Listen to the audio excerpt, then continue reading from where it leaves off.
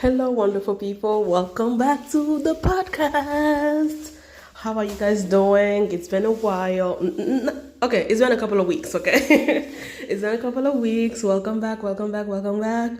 I am so happy to be doing this. I am so excited. A lot been going on in the news, and I am feeling excited. Like I am in my field of studies, so I am so happy to bring a new series to you guys. Now I'm going to name this series "They Not Like Us." So if you're familiar with the Kendrick Lamar song, you know where I took the name from.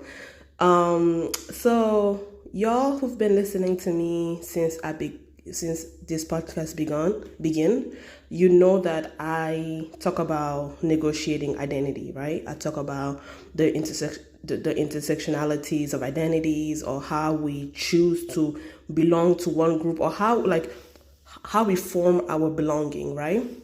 And this topic came from my own personal experience, right? To the new listeners, to the YouTube listeners, I would just give us a little recap of my life. And it's that I was born to two Congolese parents, but I've never been to the Congo. I don't know what the Congo look like.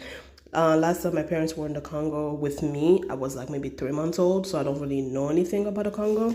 We lived in Central African Republic from the age I was a baby to 3 years old. My first language was Sango, which is from the Central African Republic. And then we moved from the Central African Republic when I was 3 to Benin, West Africa, where I grew up in a refugee camp for 7 years. And my upbringing being in a very multicultural place, right? Because a refugee camp welcome people from different African nations, right? We have people from Rwanda, from Nigeria, from Togo, from Chad, so being in that environment where you're like, and you're a kid, and kids are like sponges, right? They suck up everything that they hear, everything that's around them, right? So being a kid, although my mother is Congolese, because my mother was the only one who was admitted to the refugee camp, and not my father,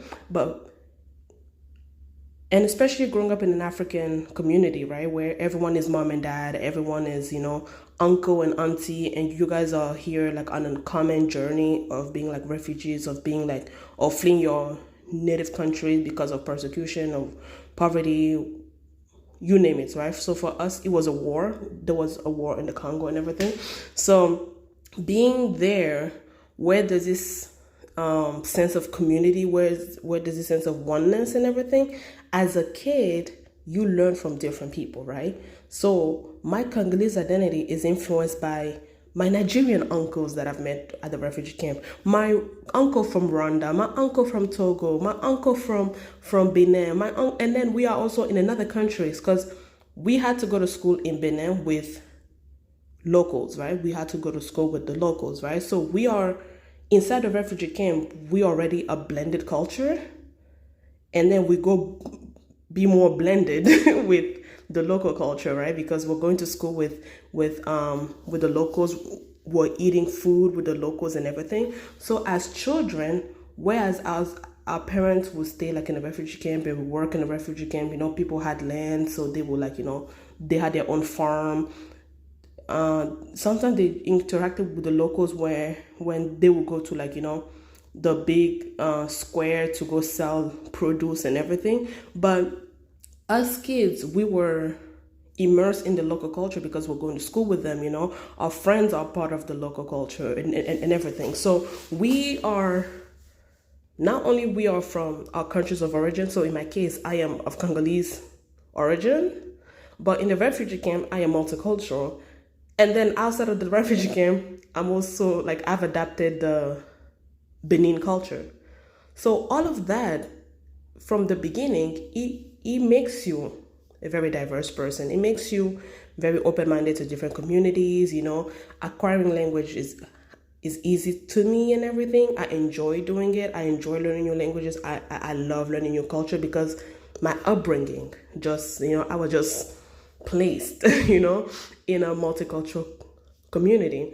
And even let's look at it from the micro level, right? Both of my parents, although they're both Congolese, They're from two different tribes. My father is Luba, my mother is Swahili.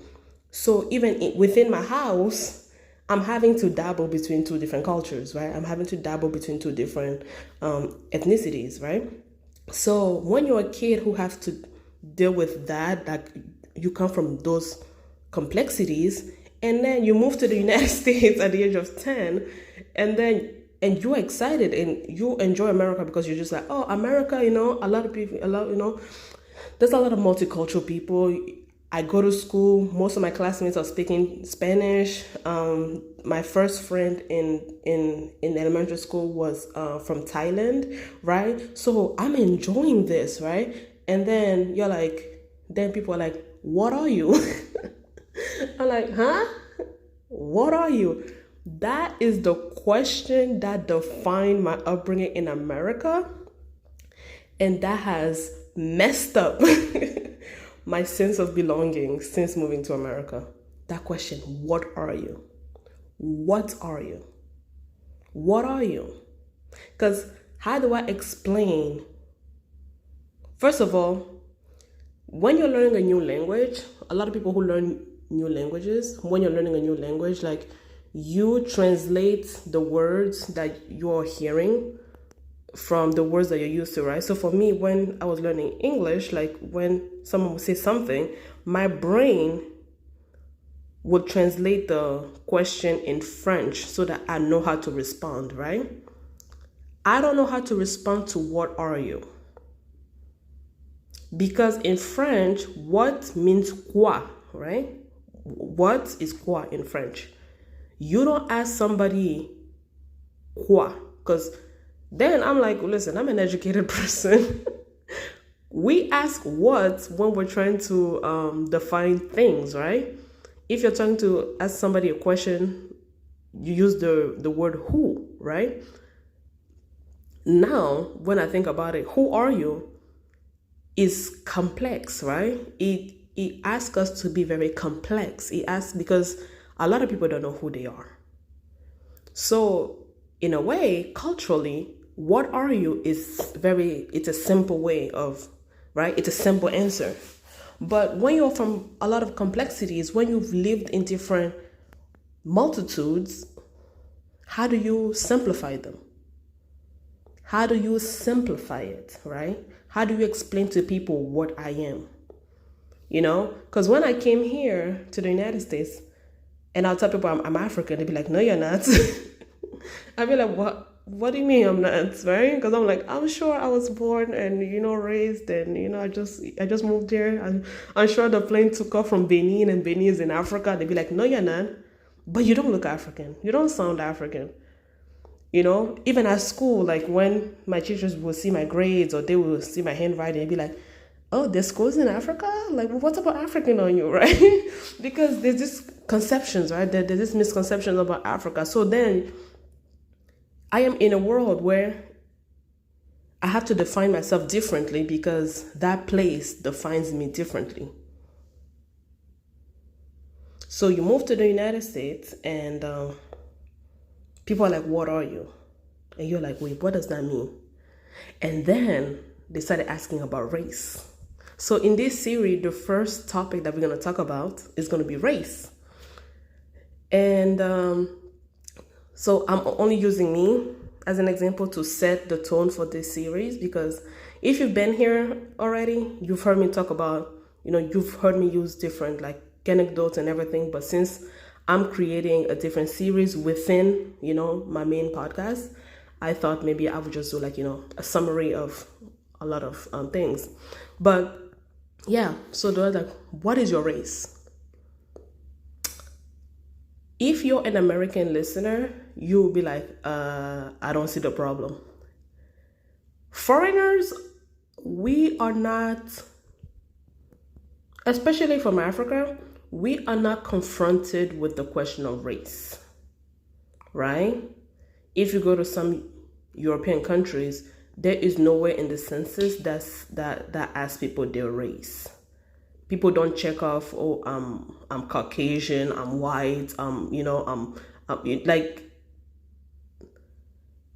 yeah. So it's a culture shock. What do you mean race? Now, I used to be like the human race because that's how, because again, from my foreign perspective, is that we know about race of like, there's the human race, the animal, right? The human, the animal, the trees, and all of that. So when you're asking me race, I'm like, what do you mean? What are you talking about? I remember asking my mother that question. She's like, I'm female, because in her head it's like, race is between are you a male or are you a female, right? That's how she thinks of it, because that's how she's, that's how she's been taught, like about it. So when people like race, and then they're like, you're black.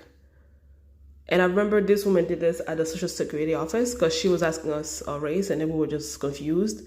And then she looked at us, she's like, okay, black. And then you're like, oh, okay, that makes sense. Black means noir, right? Noir in French, right? Black means noir. Okay, yeah, I am black, right? Of course, yeah. But then you find out that that's not really what it means, right?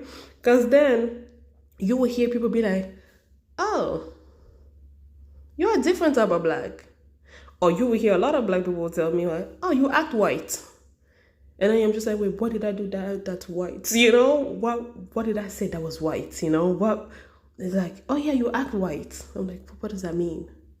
Or when I will not be well versed in some black cultural stuff, and I'd be like, because again, I'm a foreigner. What do you expect me to do, right? I'm a foreigner. Mind you, these are things that I'm confronting as a recent immigrant to the United States who just came from a refugee camp. So looking at me, you don't know that. You don't know that I just came to the United States. You don't expect, okay, you may know that because I don't speak English very well, or you don't know that I came from a refugee camp, right? And so I'm confronted with showing you a different side of Africa, because you think all of us are butt naked and we run in bushes and everything. And then I'm confronted with this new idea of race that I'm not used to. And then you told me I'm black, and I was like, okay, cool, I get it. But then the way you're speaking about blackness, you're telling me I don't exemplify that. So what is it? And that is a big cultural shock to be confronted with, right? So throughout my upbringing, you feel like you're in a box within a box within a box within a, those Russian dolls games, like if you open one and the same one pop out until the smallest one come out. That's how it feels like being a black immigrant to the United States, right? Because then, especially when you're coming in as a child and you're coming in with so many complexities and everything, so you're just like, what's going on? What is this? To use my African accent, what is this? So growing up, I've always had this, this sort of identity battle, right? When does my blackness start? When does it begin? When can I say I'm black and when can I not? When do I become African and when do I? And the funny thing is, people think you choose it. People think you choose when it begins and when it stops. When the reality is you don't actually choose it. It depends on the situation you're put in, right? So when I was with my African-American classmates and everything, and then they would start talking about things, I'd be like, oh, I guess I'm not black. Okay, this is when I just act like an African, right? And then within the African community, we know that Africa is a big place, right? So except for the Nigerians who just assume like actually everybody assumes I'm like that I'm Nigerian. And then within the African communities, that's when you can kind of like, be, kind of find a little bit of similarities, right? But then I also have a Congolese community. And on one hand, I'm this kid who learned Lingala from my parents because they wanted me to be well versed in Lingala. But then there's this thing where you're like, you're Congolese, but you're not really Congolese. There used to be kids, right, in my childhood in the United States. They were born in the Congo. They know Congo more than I do. But they will call me Congolese only because I speak Lingala.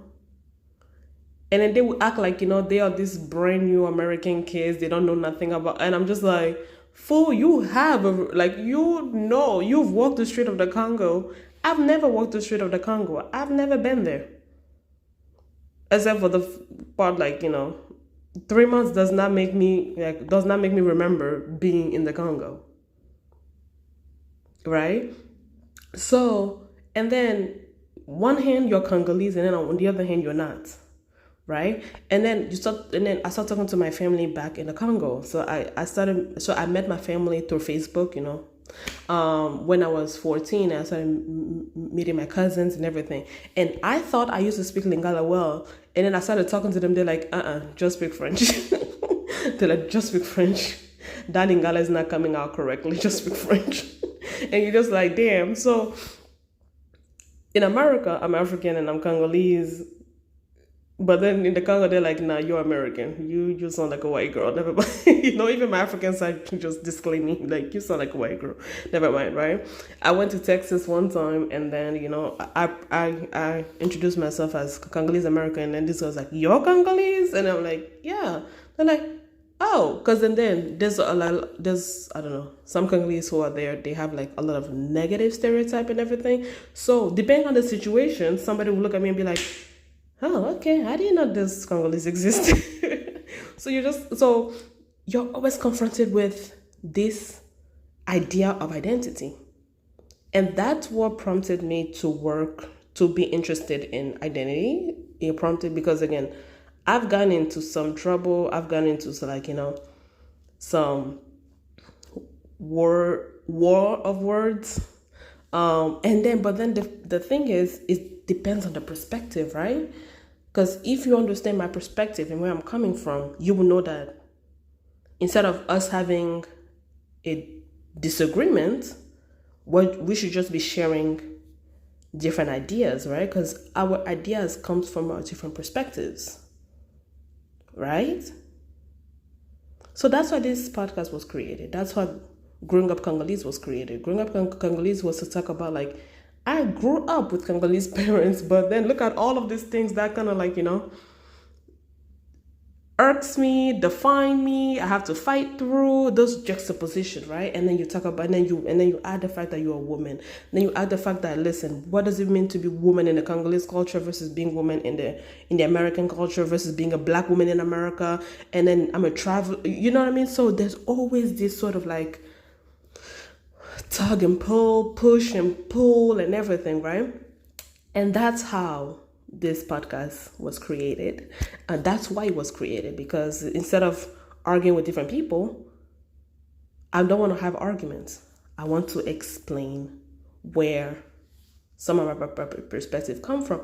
And you will also understand that you also have the same thing. You also do the same thing. You also have to negotiate your identities, regardless whether you are black, white, Hispanic. You have to understand we negotiate our identities every single day, right? When people talk about code switching, when people talk about black scent, when people talk about, all of those things are negotiating our identities, right? So in this first one, let's talk about race. And the reason why I want to talk about it, because I was watching YouTube personalities. He was responding, his name is Funky Daniva.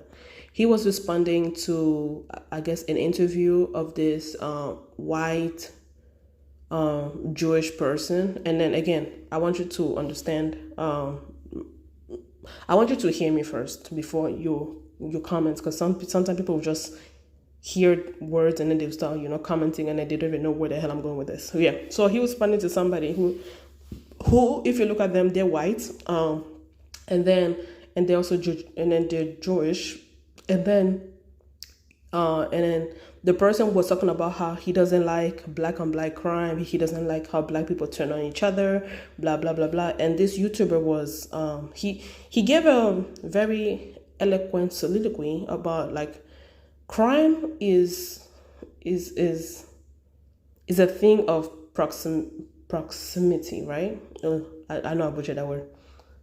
The closer you are, like, you are likely to be killed by somebody you're close to, right? By somebody that you know, by somebody you're close to. So a black person is more likely to kill a black person, or a white person is more likely to kill a white person, or in the name of colonization, a black person.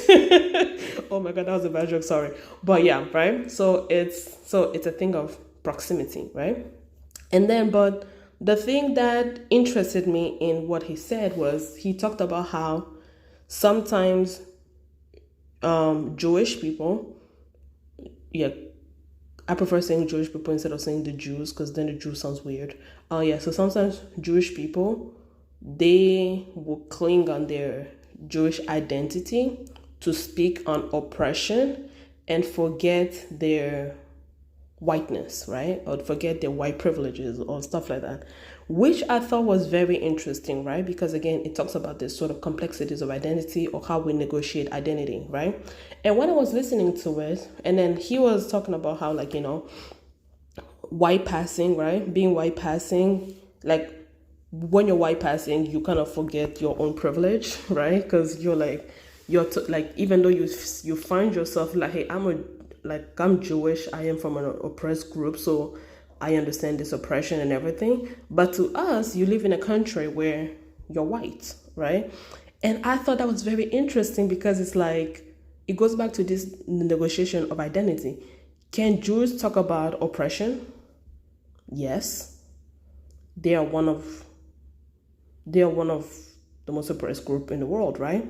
I learned really about Jewish history, especially in Europe. When I moved to Europe, I found that, like, race is now openly, like, and I'm just going to use France because that's where I learned about this, but race is now an open discussion in France because of the Holocaust, right? And then, so this girl was teaching me from her perspective, like, yeah, we don't really talk about race here because of this. Because I remember when I moved to France, a lot of ethnic war currently in France is between French and, the migrants from that are coming up the shores and everything from Africa and the Middle East and everything. And then people always kind of, be like, oh yeah, that's racist and everything. And then she was explaining to me, like, hey, listen, race here is a very complex conversation, and we tend not to talk about it because we don't want to create another Holocaust, right? Because the last time race was a big discussion, it was in regards to the Jews, right? And then I learned, and one thing I want to do, I want to make this more professional and more educational. I used to have a bunch of readings because, like, I'm a nerd and I'm trying to go for my PhD and stuff like that. I used to have a lot of, like, articles and everything. I need to start going back to, like, quoting them so that, but since this is the first episode, calm down. Like, God will quote my things later.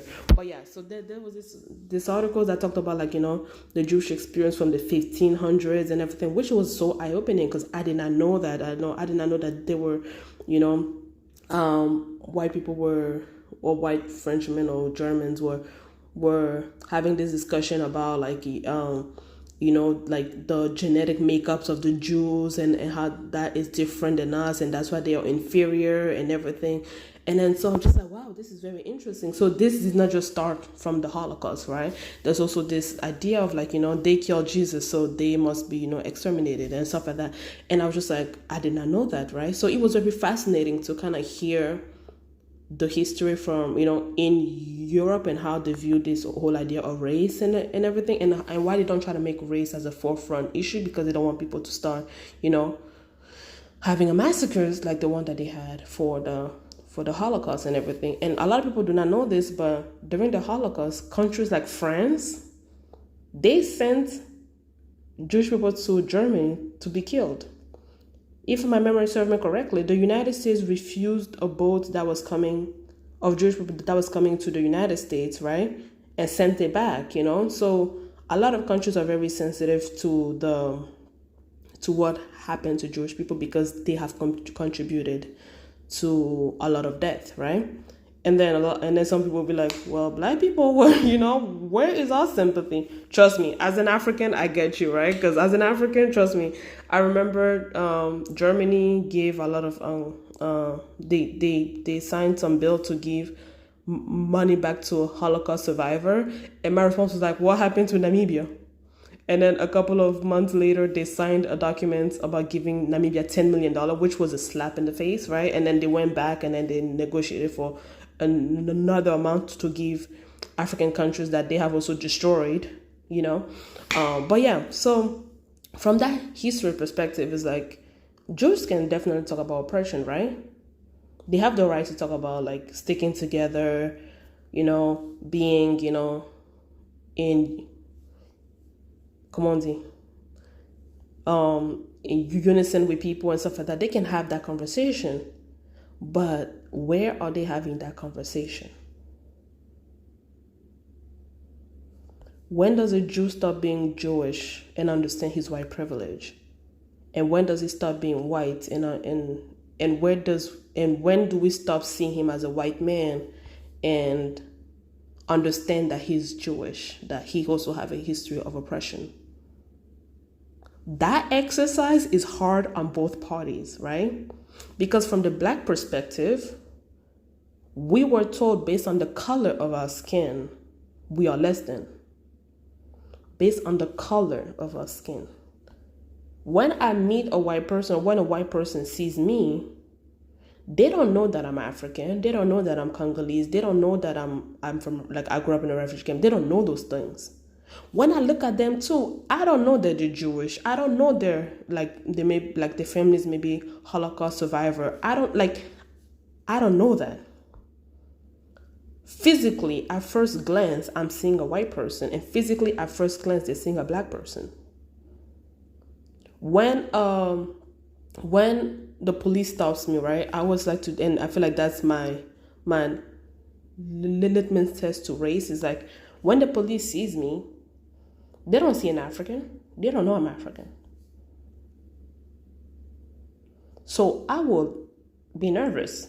And now here's the thing. As an African, I was afraid of the police just because nowhere in Africa the police is supposed to protect you. No Africans I've ever seen the police protecting them.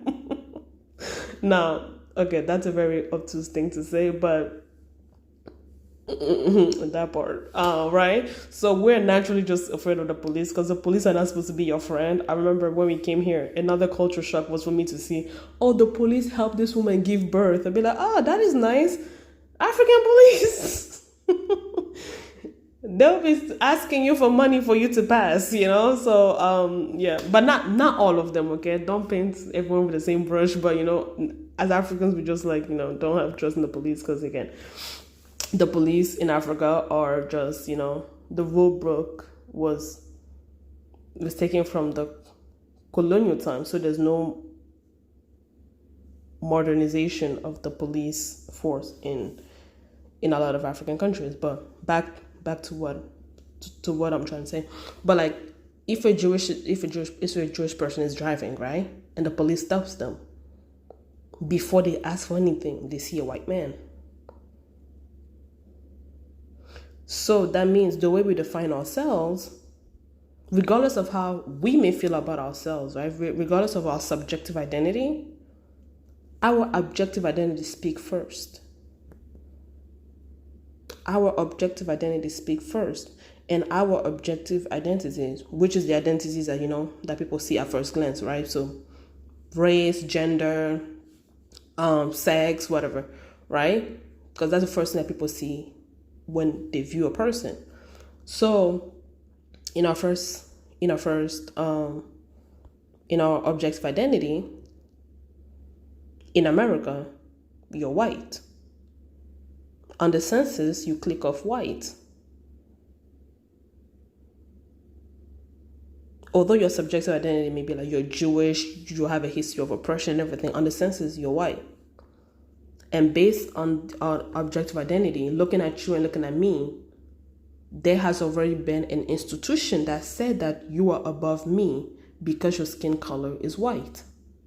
Which I also find very interesting because in 2019, I found out that Middle Eastern are considered white in America.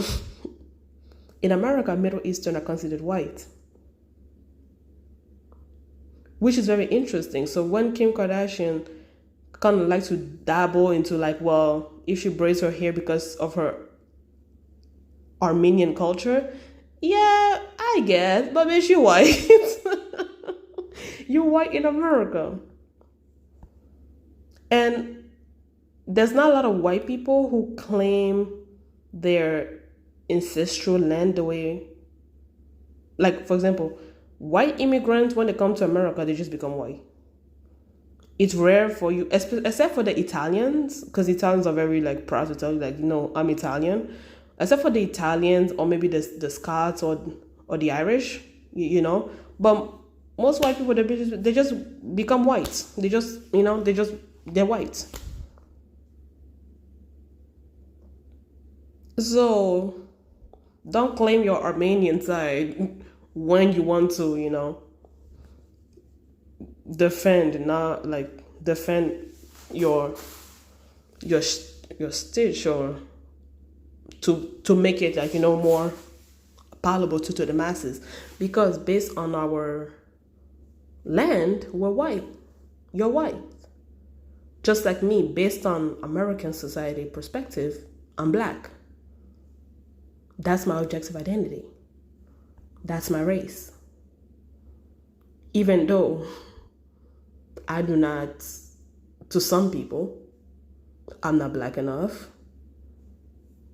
I'm African. I'm a foreigner, right? But on the census, I'm black. My objective identity is black. When the police stops me, I'm scared, because I know my objective identity as a black person is enough to make me a victim of police brutality.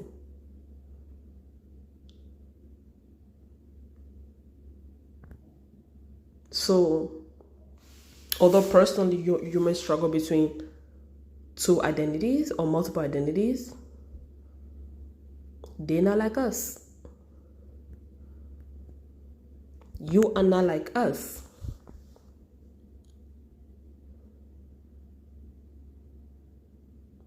Which asks us who you are and who is us. And that's what we're going to be talking about during this series. I hope you enjoyed this introduction. I'm going to be posting every week at noon. This is going to be a little bit late because it's going to be 12:30. But every day at noon, you guys going to get a new episode. No, every Sunday, sorry. Every Sunday at noon, you're going to get a new episode in this series entitled They're Not Like Us. Thank you for listening. I'll talk to you guys next week. Bye.